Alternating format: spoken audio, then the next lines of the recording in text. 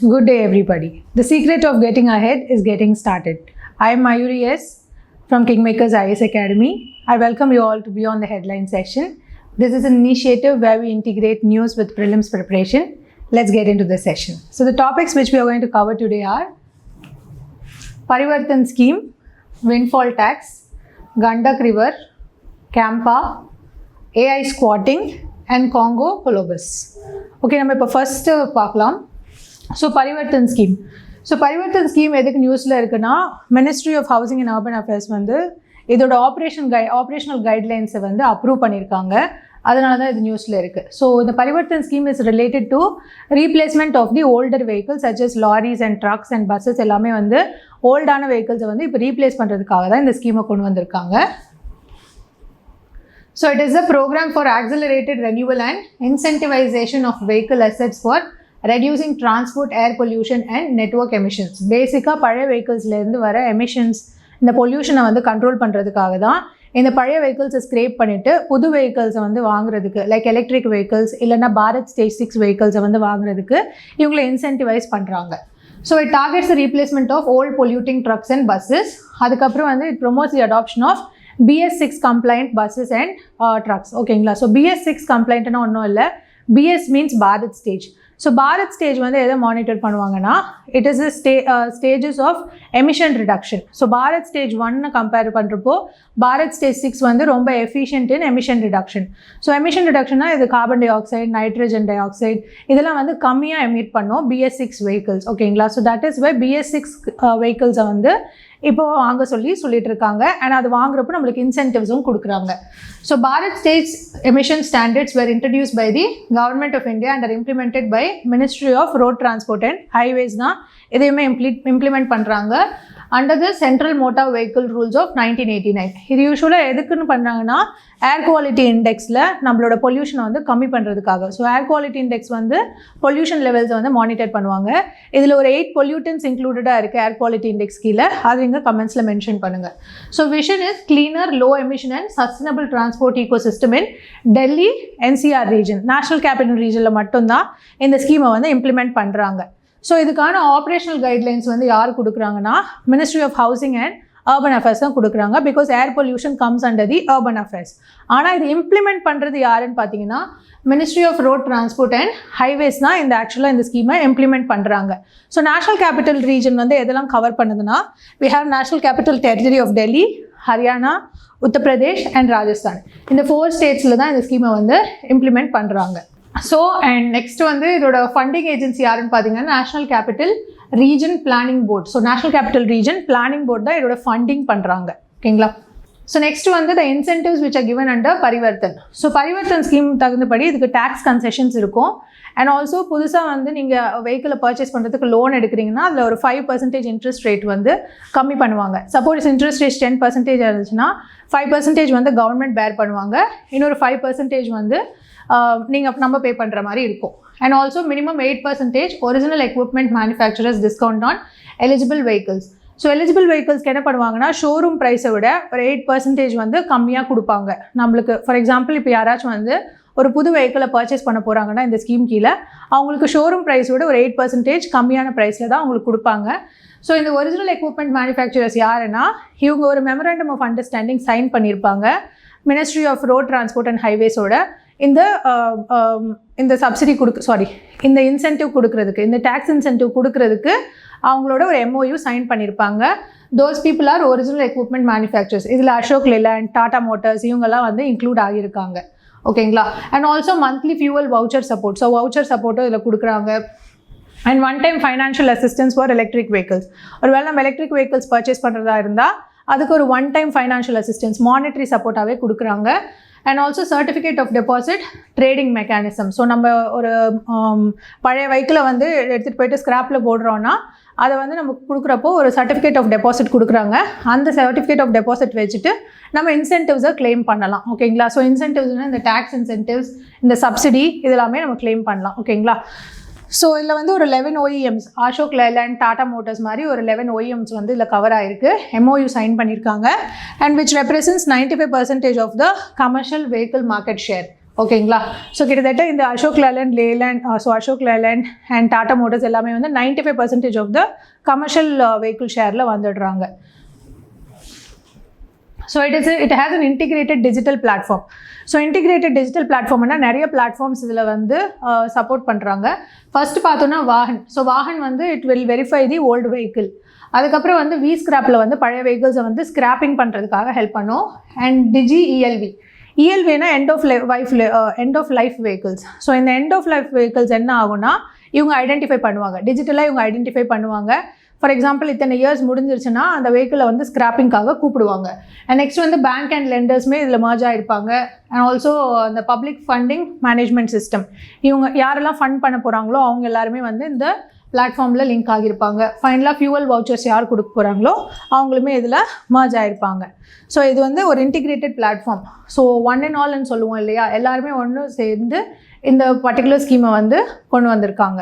Okay. So இது மோஸ்ட்டாக வந்து பொல்யூஷனை வந்து கம்மி பண்ணுறதுக்காக அண்ட் பழைய வெஹிக்கிள்ஸ் வந்து அதிகமாக எமிஷன்ஸ் கொடுக்கும் இல்லையா, ஸோ அதெல்லாம் வந்து தடுக்கிறதுக்காக தான் இந்த ஸ்கீம் கொண்டு வந்திருக்காங்க. எஸ்பெஷலி நேஷனல் கேபிட்டல் ரீஜனில் பொல்யூஷன் அதிகமாக இருக்கும், ஏர் பொல்யூஷன் அதிகமாக இருக்கும், அதை கம்மி பண்ணுறதுக்காக கொண்டு வந்திருக்காங்க.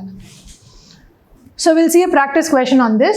With reference to the Parivartan scheme, consider the following statements. It aims to replace older polluting trucks and buses in the national capital region with BS6 compliant or electric vehicles. Correct தானே? So BS6 கம்ப்ளைண்ட்டாகவும் இருக்கும். So electric vehicles ரெண்டுமே purchase பண்ணுறப்போ அது கொடுக்குறாங்க. The scheme provides incentives exclusively for replacement with electric vehicles கொடுத்துருக்காங்க. Not only just electric vehicles, it is BS6 compliant vehicles as well. Okay. So next one, one PYQ which is related to this.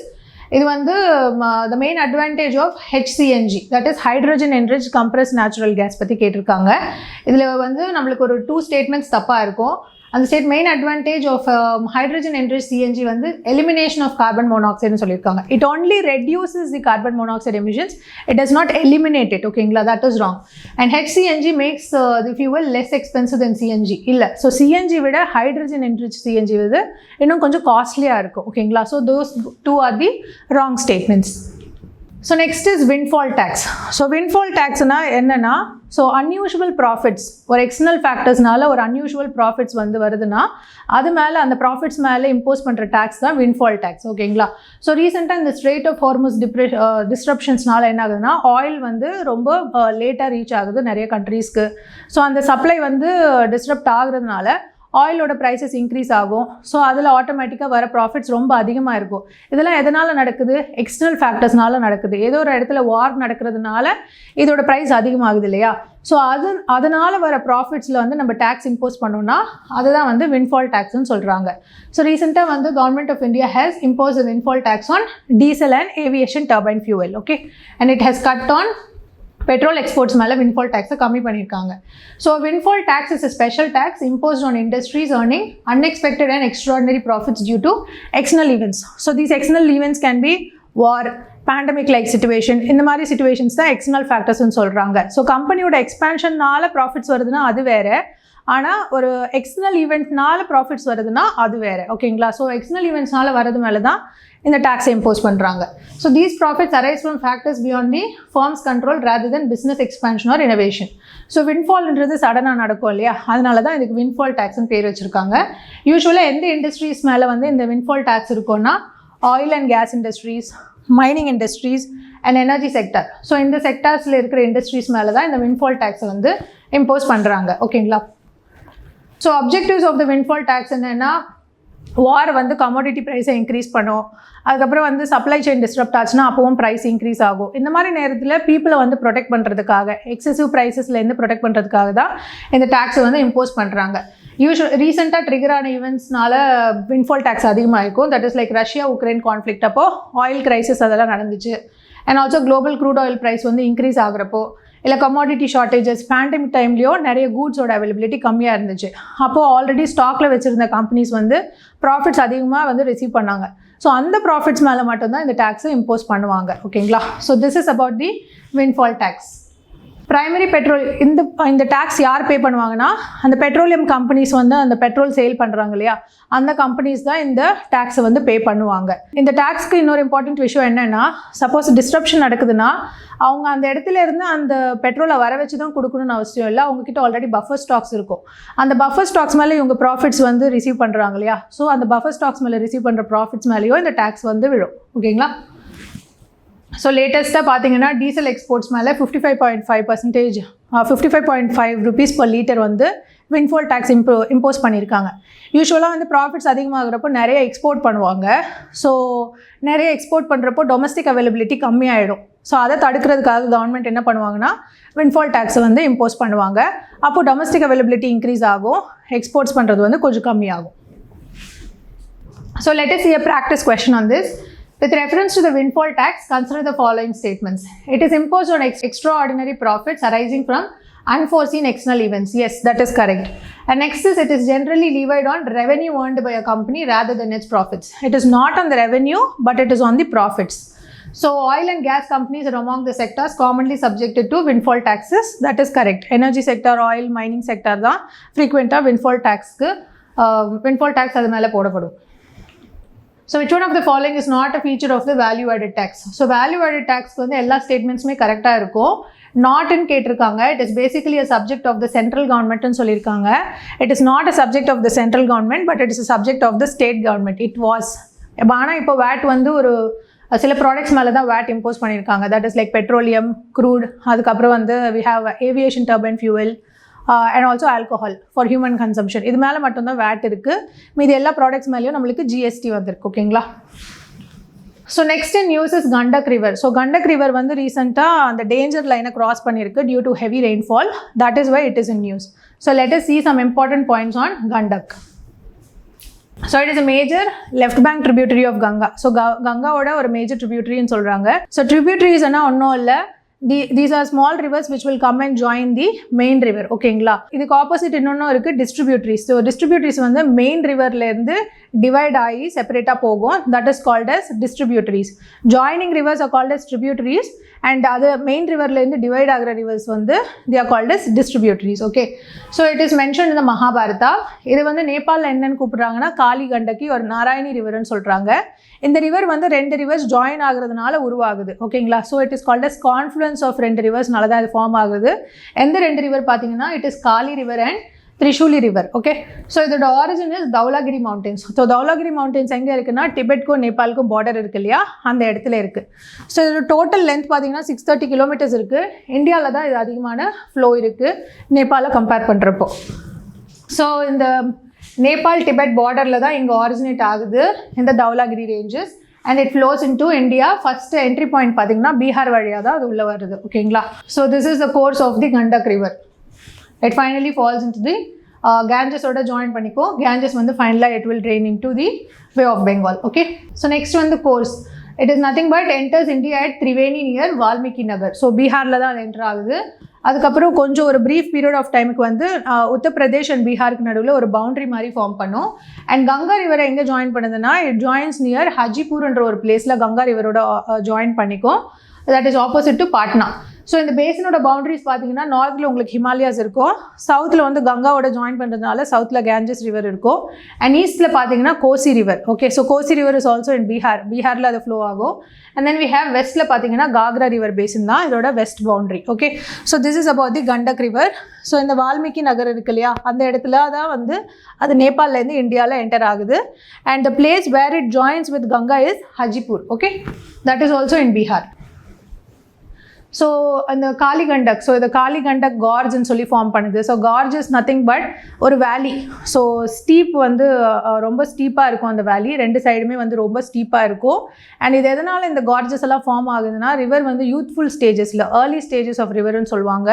அப்போ அது வந்து வேர்ட்டிக்கலாக வந்து அந்த ராக்கை erode பண்ணும். ஓகேங்களா. So அந்த வேர்ட்டிக்கலாக erode பண்ணுறப்போ ரெண்டு பக்கமே ரொம்ப ஸ்டீப்பாக இருக்கும், ரிவர் வந்து நடுவில் ஃப்ளோ ஆகிட்டு இருக்கும். ஓகேங்களா. So it forms the Kali Gandak gorge among the world's deepest river gorges. கார்ஜ்னு ஒன்றும் இல்லை, deep narrow valley with steep sides. ஓகேங்களா. ஸோ ஸ்டீப் சைட்ஸ் இருக்கும் அண்ட் நடுவில் வந்து அந்த ரிவர் வந்து ஃப்ளோ ஆகிட்டு இருக்கும். ஸோ அப்பர் கேட்ச்மெண்ட் கண்டெய்ன்ஸ் 1710 கிளேஷியர்ஸ்னு சொல்கிறாங்க. ஸோ கேட்ச்மெண்ட் ஏரியானா என்னென்னா அந்த ரிவரோட சோர்ஸ் வாட்டர் வந்து எங்கேருந்து வருதோ அதை தான் கேட்ச்மெண்ட் ஏரியான்னு சொல்லுவாங்க.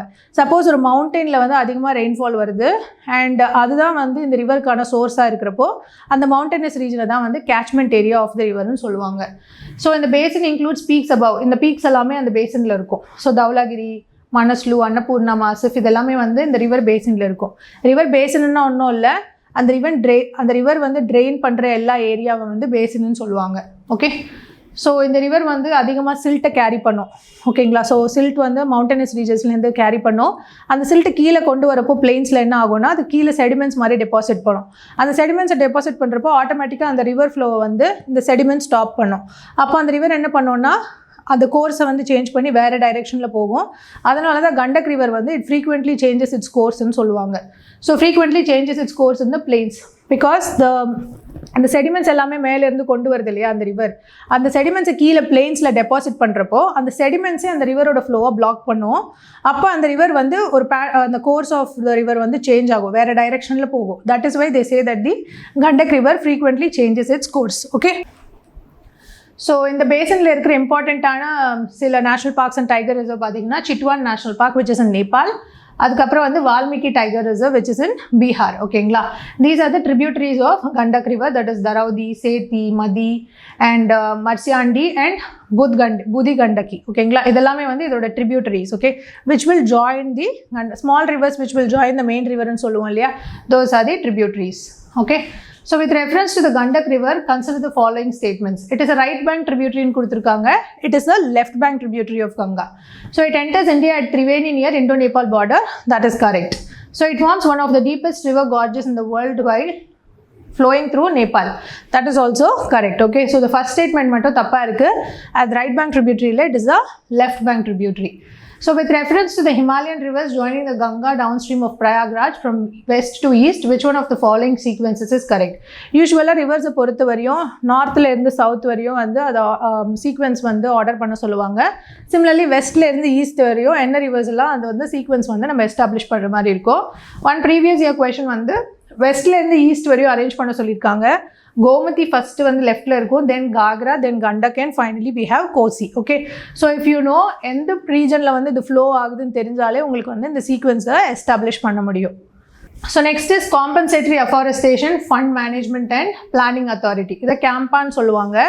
ஸோ இது என்னென்னா பேசிக்காக ஃபார் எக்ஸாம்பிள் ஒரு ஃபாரஸ்ட் லேண்டை வந்து நான் ஃபாரஸ்ட் பர்பஸ்க்கு யூஸ் பண்ணுறப்போ அந்த அஃபாரஸ்டேஷன் பர்பஸ்க்காக அஃபாரஸ்டேஷனாக மறுபடியும் நீங்கள் பிளான்ஸை வந்து விதைக்கிறதுக்காக ஒரு அமௌண்ட்டை வந்து டெபாசிட் பண்ணணும். So that is the CAMPA ஃபண்டுன்னு சொல்லுவாங்க. ஓகேங்களா, so it comes under the ministry of environment, forest and climate change. இது எந்த ஆக்ட் கீழே வந்து இது எஸ்டாப்ளிஷ் பண்ணியிருப்பாங்கன்னா it is the compensatory afforestation fund act of 2016. So forest conservation act of 1980 படி ஒரு ஃபாரஸ்ட்டை வந்து நீங்கள் நான் ஃபாரஸ்ட் யூஸ்க்கு யூஸ் பண்ணுறப்போ இந்த காம்பன்சேட்டரி அஃபாரஸ்டேஷனாக நீங்கள் வந்து அந்த பர்டிகுலர் ஃபாரஸ்ட்டுக்கான மானிட்டரி சோர்ஸை வந்து அதில் டெபாசிட் பண்ணணும். ஓகேங்களா, மானிட்டரி ஈக்குவலண்ட் அதை வந்து நீங்கள் டெபாசிட் பண்ணணும். So user agencies must be the compensatory afforestation and net present value. So net present value பொறுத்தவரையும் என்னென்னா ஃபார் எக்ஸாம்பிள் நம்ம இப்போ அந்த அமௌண்ட்டை வந்து டெபாசிட் பண்ணுறோம், வேறு இடத்துல ஃபாரஸ்ட்டை வந்து நம்ம டெவலப் பண்ணுறோம் இல்லையா, அது மெச்சூர் ஆகிறதுக்கு கொஞ்சம் நேரம் ஆகும். ஓகேங்களா, அது வரையும் நம்ம வந்து சில எக்கனாமிக் லாஸ் ஃபேஸ் பண்ணுவோம் இல்லையா, இந்த ஃபாரஸ்ட்டை வந்து நம்ம அழிச்சதுனால ஒரு எக்கனாமிக் லாஸ் ஃபேஸ் பண்ணுவோம் இல்லையா, அதுதான் வந்து அது நெட் ப்ரெசென்ட் வேல்யூன்னு சொல்லுவாங்க. அதுவுமே நம்ம பே பண்ணுற மாதிரி இருக்கும். ஓகே, ஸோ இன்ஸ்டிடியூஷனல் ஸ்ட்ரக்சர் வந்து இட் கிரியேட்ஸ் அ நேஷ்னல் கேம்பாகவும் இருக்கும், ஸ்டேட் கேம்பாகவும் இருக்கும். நேஷ்னல் கேம்பா வந்து அந்த ஃபண்டு எதுக்கீழே வந்து டெபாசிட் பண்ணுவாங்கன்னா public accounts of India. And similarly state கேம்பாவோட ஃபண்ட்ஸ் எதுக்கீழே டெபாசிட் பண்ணுவாங்கன்னா it is public account of the states. Okay, ஃபண்ட்ஸை எதுக்கு யூஸ் பண்ணுவாங்கன்னா அஃபாரஸ்டேஷன். ஸோ மறுபடியும் வந்து ஃபாரஸ்ட் பில்ட் பண்ணுறதுக்காக யூஸ் பண்ணுவாங்க, இல்லைனா வந்து ரிவரோட கேட்ச்மெண்ட் ஏரியாஸை வந்து டெவலப் பண்ணுறதுக்காக யூஸ் பண்ணுவாங்க, இல்லை வைல்ட் லைஃப் கன்சர்வேஷனுக்கும் இதை வந்து யூஸ் பண்ணுறாங்க, forest conservation activities. So net present வேல்யூனா it compensates for the loss of ecological goods and services until new forest mature. So அந்த புது ஃபாரஸ்ட் உருவாகிறதுக்கு வரையும் நம்மளுக்கு சில எக்கனாமிக் லாஸஸ் இருக்கும் இல்லையா, அதுவுமே வந்து நம்ம பே பண்ணுற மாதிரி இருக்கும். That is nothing but the net present value. So national compensatory afforestation fund வந்து பப்ளிக் அக்கௌண்ட் ஆஃப் இந்தியா கீழே வரும். And similarly state compensatory afforestation fund வந்து பப்ளிக் அக்கௌண்ட் ஆஃப் ஸ்டேட்ஸ் கீழே வரும். நம்ம ஆல்ரெடி இந்த சோர்ஸ் ஆஃப் ஃபண்ட்ஸ் என்னன்னு பார்த்தோம். அண்ட் ஆல்சோ இந்த ஃபண்ட்ஸ் எதுக்கு யூட்டிலைஸ் பண்ணுவாங்கன்னா அஃபாரஸ்டேஷனுக்கு, கேட்ச்மெண்ட் ஏரியாஸ் டெவலப் பண்ணுறதுக்கு, wildlife and forest conservation. So இதை வந்து ஃபைனலாக யார் ஆடிட் பண்ணுவாங்கன்னு பார்த்தீங்கன்னா comptroller and auditor general of India தான் இதை ஆடிட் பண்ணி இந்த அக்கௌண்ட்ஸ் எல்லாம் வந்து ஆடிட் பண்ணுவாங்க. இந்த ஃபண்ட் எப்படி யூட்டிலைஸ் பண்ணியிருக்காங்கன்னு இவங்க தான் ஆடிட் பண்ணுவாங்க. So with reference to the Compensatory Afforestation Fund Management and Planning Authority, consider the following statements. So the CAMPA fund is maintained under the Public Account of India. That is correct. Okay. So the CAMPA was established by the Supreme Court to monitor and evaluate the compensatory afforestation activities. That is also correct. Okay. So under the Compensatory Afforestation Fund Act of 2016, the entire fund collectively is retained by the central government and சொல்றாங்க. That is wrong. 90% of the share வந்து state government போகும். Only 10% of the share is retained by the central government. Okay. So அதுக்கு ரிலேட்டடான ஒரு ஃபண்டை பற்றி கேட்டிருக்காங்க, green climate fund. So green climate fund பொறுத்தவரையும் it is intended to assist the developing countries in adaptation and mitigation practices to counter climate சேஞ்சுன்னு கொடுத்துருக்காங்க. Climate சேஞ்சை கவுண்டர் பண்ணுறதுக்காக டெவலப்பிங் நேஷன்ஸ்க்காக ஃபார்ம் பண்ண ஒரு ஃபண்ட் தான் க்ரீன் கிளைமேட் ஃபண்ட். பட் ஆனால் இது வந்து it is founded under the aegis of UNEP, OECD, அதுக்கப்புறம் ஏஷியன் டெவலப்மெண்ட் இதெல்லாம் கொடுத்துருக்காங்க. It is wrong. It is under UNFCCC, that is nothing but United Nations framework convention on the climate change. COP16 கீழே தான் வந்து இதை form பண்ணியிருப்பாங்க, இந்த green climate fund. So next is AI squatting. So AI squatting வந்து ஒரு recent manipulation technique, credentials எல்லாமே வந்து ஸ்டீல் பண்ணுறதுக்காக ஹேக்கர்ஸ் உருவாக்குன ஒரு டெக்னிக் தான் வந்து AI squatting. So AI squatting வந்து ஒரு சைபர் அட்டாக் டெக்னிக். இது வந்து ஏஐயோட மிஸ்டேக்ஸை வந்து யூஸ் பண்ணி பீப்புளை வந்து எக்ஸ்ப்ளாய்ட் பண்ணுவாங்க. That is AI squatting. இது எப்படி நடக்கும்னா, ஏஐ வந்து எப்படி பெர்ஃபார்ம் பண்ணோன்னா it is based upon patterns. ஓகேங்களா. சப்போஸ் நம்ம ஏதாவது கொஷின் கேட்குறப்போ அதுக்கு சஃபிஷியண்ட்டான இன்ஃபர்மேஷன் இல்லாதப்போ நியரஸ்ட் பாசிபிள் ஆன்சர் அது கொடுக்கும். ஸோ அந்த நியரஸ்ட் பாசிபிள் ஆன்சரை வந்து இவங்க மேனிப்புலேட் பண்ணி இவங்களோட அட்வான்டேஜ்க்காக யூஸ் பண்ணுவாங்க. எக்ஸாம்பிள் பார்த்தீங்கன்னா, சப்போஸ் நீங்கள் ஏதாவது ஒரு வெப்சைட் பற்றி which are the 5 best websites for buying particular ப்ராடக்ட்னு நீங்கள் கேட்குறப்போ ஒரு 5 வெப்சைட்ஸ் வந்து அது கொடுக்கும். அதில் வந்து ஒரு வெப்சைட் வந்து தப்பாகவும் கொடுக்கும், because AI makes mistakes because of patterns. ஓகேங்களா. ஸோ அந்த பர்டிகுலர் வெப்சைட் இருக்கு இல்லையா, தப்பாக கொடுத்த வெப்சைட்டை என்ன பண்ணுவாங்கன்னா, இவங்க அட்டாக்கர்ஸ் வந்து என்ன பண்ணுவாங்க, அந்த வெப்சைட்டில் வந்து ஒரு புதுசாக ஒரு டொமைன் க்ரியேட் பண்ணி அதை வந்து ஒரு லெஜிட்டிமேட் வெப்சைட் மாதிரி எல்லாருக்கும் காட்டுவாங்க. ஸோ அப்போ ஃபார் எக்ஸாம்பிள் பீப்புள் வந்து நெக்ஸ்ட் டைம் அந்த வெப்சைட்டை கிளிக் பண்ணுறப்போ ஒரு ஃபால்ஸான வெப்சைட்குள்ளே அவங்க என்டர் ஆகிட்டு அந்த வெப்சைட்டில் இவங்க டீட்டெயில்ஸ் எல்லாம் கொடுக்குறப்போ அந்த க்ரெடென்ஷியல்ஸ் எல்லாமே வந்து அட்டாக்கர்ஸ் அண்ட் ஹேக்கர்ஸ் வந்து ஸ்டீல் பண்ணுவாங்க. That is AI squatting. பேசிக்காக வந்து அந்த டொமைன் வந்து இவங்க யூஸ் பண்ணுவாங்க. அந்த டொமைனை வந்து இவங்களோட அட்வான்டேஜ்க்காக வேறு புதுசாக ஒன்று க்ரியேட் பண்ணி அதிலேருந்து பீப்புளோட டீட்டெயில்ஸ் எல்லாத்தையுமே எடுத்துருவாங்க. That is AI squatting. Okay. So basically what happens is credential theft நடக்கும், பிஷிங் அட்டாக்ஸ் நடக்கும். So fishing is nothing but இந்த இமெயில்ஸில் மெசேஜஸ்லாம் வந்து ஃபார் எக்ஸாம்பிள் பேங்க் ஆஃப் இந்தியாவில் இருந்து தான் இந்த மெசேஜ் வர மாதிரி அந்த ஒரு லிங்க் அனுப்புவாங்க. அந்த லிங்க்கை ப்ரெஸ் பண்ணிங்கன்னா வேறு ஏதாவது ஒரு வெப்சைட்டுக்கு போவோம். அந்த வெப்சைட்டில் நீங்கள் டேட்டா கொடுக்குறப்போ உங்கள் டேட்டாவை அவங்க எடுத்துருவாங்க. Malware distribution. ஸோ மேல்வேர்னா உங்களோட ஸ்பைவேர், ட்ராஜன்வேர், அதுக்கப்புறம் ட்ராஜன், அதுக்கப்புறம் ransomware. So for example இந்த லிங்க்ஸ் எல்லாம் நீங்கள் கிளிக் பண்ணிங்கன்னா ஆட்டோமேட்டிக்காக ஏதாவது ஒரு ஃபைல் வந்து உங்கள் மொபைலில் வந்து ஸ்டக் ஆகிடும். அப்புறம் நீங்கள் ஒரு அமௌண்ட் பே பண்ணுறப்ப தான் அது ஓப்பன் ஆகிற மாதிரி இருக்கும். அது ரேன்சம் வேர். ஓகேங்களா. ஸோ இந்த ரேன்சம் வேர், ஸ்பைவேர், உங்கள் ஃபோனை ஸ்பை பண்ணுறது எல்லாமே வந்து இந்த மேல்வேர் கீழே தான் வரும். அண்ட் சப்ளை செயின் காம்ப்ரமைஸும் நடக்கும். ஸோ இதில் வந்து ஒரு 2 டைப்ஸ் இருக்குது. ஒன்று வந்து ஃபேண்டம் ஸ்குவாட்டிங், இன்னொன்று வந்து ஹலூ ஸ்குவாட்டிங். ஸோ ஃபேண்டம் ஸ்குவாட்டிங்னா ஒன்றும் இல்லை, ஸோ ஒரிஜினல் வெப்சைட்ஸ் மாதிரி ஒரு ஃபேக் வெப்சைட் க்ரியேட் பண்ணி வச்சுருப்பாங்க. That is called as phantom squatting. ஓகேங்களா. நெக்ஸ்ட் வந்து ஹலூ ஸ்குவாட்டிங். சப்போஸ் நீங்கள் வந்து ஏதாவது சாஃப்ட்வேர் டவுன்லோட் பண்ணுறதுக்காக AI கிட்ட கேட்பீங்க, suggest me 5 softwares for best Python softwares வந்து டவுன்லோட் பண்ணுறதுக்கு நீங்கள் கேட்குறப்போ அது ஃபால்ஸாக ஏதோ ஒரு சாஃப்ட்வேர் ரெஃபரன்ஸ் கொடுக்கும். அந்த ஃபால்ஸாக கொடுக்குற ரெஃபரன்ஸை வந்து இவங்க அட்டாக்கர்ஸ் என்ன பண்ணுவாங்கன்னா, அதே நேமில் இன்னொரு வெப்சைட் சாஃப்ட்வேரை டெவலப் பண்ணி அதில் வந்து இந்த மால்வேர் எல்லாமே அட்டாச் பண்ணிவிடுவாங்க. அப்போ நீங்கள் அந்த சாஃப்ட்வேர் டவுன்லோட் பண்ணுறப்போ ஆட்டோமேட்டிக்காக உங்கள் ஃபோனில் அந்த மால்வேர் வந்து டவுன்லோட் ஆகிடும். That is called as hallu squatting. ஓகேங்களா. So hallucinating the AI is nothing but AI வந்து ஒரு ஃபேப்ரிகேட்டடான ஒரு இன்ஃபர்மேஷன் கொடுக்குறது தான் AI ஹலூசினேஷன் சொல்கிறாங்க. ஓகேங்களா. So which one of the following best describes AI squatting? So a cyber attack technique that exploits the AI generated hallucinations. AI generated hallucinations na AI வந்து mistakes பண்ணது இல்லையா, fabricated information கொடுக்குது இல்லையா, அதை exploit பண்ணுறது and creating fake domains, websites and software packages suggested by the AI models. ஓகேங்களா. So AI வந்து என்ன நேம்ஸ் கொடுக்குதோ அந்த நேம்ஸில் இவங்க புதுசாக ஒன்று க்ரியேட் பண்ணி அதில் இருந்து டீட்டெயில்ஸை வந்து ஸ்டீல் பண்ணுவாங்க. So in India, it is legally mandatory for which of the following to report on cyber security incidents. எல்லாருமே வந்து சைபர் செக்யூரிட்டி இன்சிடென்ட்ஸ் நடக்கிறப்போ ரிப்போர்ட் பண்ணணும். சர்வீஸ் ப்ரொவைடர்ஸாக இருந்தாலும் சரி, டேட்டா சென்டர்ஸாக இருந்தாலும் சரி, பாடி கார்ப்பரேட்டாக இருந்தாலும் சரி, அவங்க அந்த டேட்டாவை வந்து டேட்டா ப்ரீச் நடந்துச்சுன்னா இன்ஃபார்ம் பண்ணணும். So the final topic is Congo colobus. So a new species of monkey has been discovered in the Democratic Republic of Congo, that is the Congo colobus. ஓகேங்களா? ஸோ இந்த Congo colobus பற்றி நம்ம பார்க்கலாம். So it is a newly identified species of colobus monkey. லோக்கலாக இதை என்ன கூப்பிடுறாங்கன்னா லிக்வெலியன் கூப்பிடுறாங்க. And it is only the 5th new monkey species which has been discovered in the Africa in the last 75 years. So இது வந்து இதோட closest neighbour கிட்டே இருந்து relative கிட்டேருந்து diverge ஆகிருக்கும். அவங்களோட நேம் பார்த்தீங்கன்னா கொலோபஸ் செட்டானஸ்ன்னு சொல்கிறாங்க. ஒரு 4 to 5 million years முன்னாடி இந்த 2 ஸ்பீஷீஸுமே வந்து டைவர்ஜ் ஆகிருக்கு. ஆனால் ஜீனஸ் வந்து சேம் தான், தட் இஸ் கொலோபஸ். ஸோ கொலோபஸ் என்னென்னு பார்க்கலாம். ஸோ இந்த மங்கியோட ஸ்பெஷாலிட்டி நீங்கள் பார்த்தீங்கன்னா இதுக்கு 4 fingers தான் இருக்கும், தம்பு வந்து இருக்காது. ஓகேங்களா? ஸோ கொலோபஸ்னால் ஒன்றும் இல்லை, மியூட்டிலேட்டட்னு சொல்லுவாங்க. It is nothing but it is reduced. இல்லைன்னு சொல்கிறது தான் மியூட்டிலேஷன், இட் இஸ் கட்டுன்ற மாதிரி. So colobus comes from the Greek colobus, docked or mutilated, referring to the reduce thumb. அதுக்கு தம்பு இருக்காது இல்லையா? So that is why it is called as colobus ஸ்பீஷீஸ்ன்னு சொல்கிறாங்க. ஓகே, கொலோபஸ் ஜீனஸ்ன்னு சொல்கிறாங்க. தம்பு இல்லாதனால அதோட 4 fingers வந்து ஹூக் மாதிரி இருக்கும். ஸோ அது ஈஸியாக ஒரு பிரான்ச்லேருந்து இன்னொரு பிரான்ச்சுக்கு தாவுறதுக்கும் அதுக்கு ஈஸியாக இருக்குது.